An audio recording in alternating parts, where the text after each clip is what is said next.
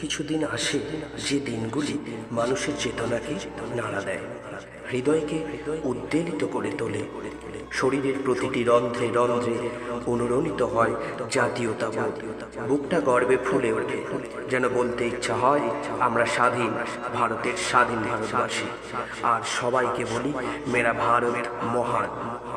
এমনই একটি দিন হল 26শে নভেম্বর, যে দিনটি ভারতের সংবিধান গণপরিষদ কর্তৃক রচিত হয়েছিল। তাই তো 26শে নভেম্বর ভারতবর্ষে পালিত হয় সংবিধান দিবস।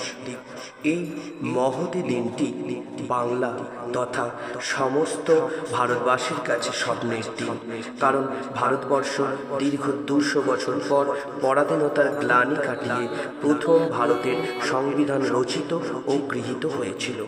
তাই এই দিনটিকে স্মরণীয় ও বরণীয় করার জন্য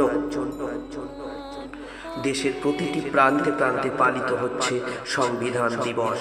আমাদের স্কুলেও সংবিধান দিবস পালিত হচ্ছে। এই দিবসে আমি মিলিত হতে পেরে এবং কিছু বলতে পেরে নিজেকে খুবই ধন্য বলে মনে করি।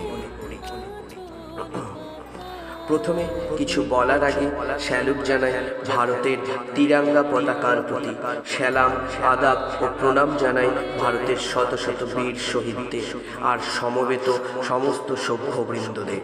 শুভেচ্ছা জানাই আমার সমস্ত ছাত্রছাত্রী বৃন্দদের।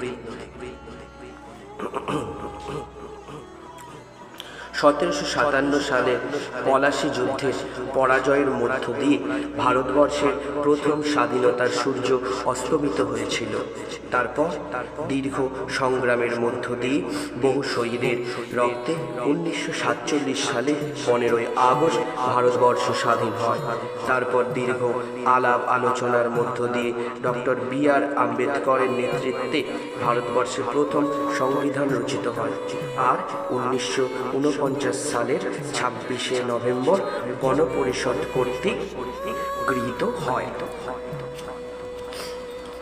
দীর্ঘ সংগ্রামের মধ্য দিয়ে এটা গৃহীত হয়েছিল। ভারত সরকার একটি গেজেট বিজ্ঞপ্তির মাধ্যমে 19শে নভেম্বর 2015 তারিখ 26শে নভেম্বরকে সংবিধান দিবস হিসাবে ঘোষণা করে। আর সেই দিন থেকেই ভারতের প্রতিটি প্রান্তে প্রান্তে শ্রদ্ধার সঙ্গে পালিত হয় সংবিধান দিবস।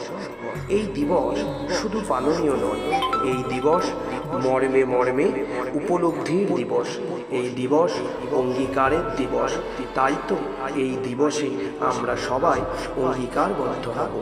আমরা ভারতের জনগণ ভারতকে একটি সার্বভৌম সমাজতান্ত্রিক ধর্মনিরপেক্ষ গণতান্ত্রিক সাধারণতন্ত্র রূপে গড়ে তুলতে ও তার সকল নাগরিকই যাতে সামাজিক অর্থনৈতিক ও রাজনৈতিক ন্যায় বিচার চিন্তা মত প্রকাশ বিশ্বাস ধর্ম এবং উপাসনার স্বাধীনতা সামাজিক প্রতিষ্ঠা অর্জন ও সুযোগের সমতা প্রতিষ্ঠা এবং তাদের সকলের মধ্যে ব্যক্তির মর্যাদা এবং জাতীয় ঐক্য ও সংহতি সুনিশ্চিতকরণের মাধ্যমে তাদের মধ্যে যাতে ভ্রাতৃত্বের ভাব গড়ে ওঠে, তার জন্যই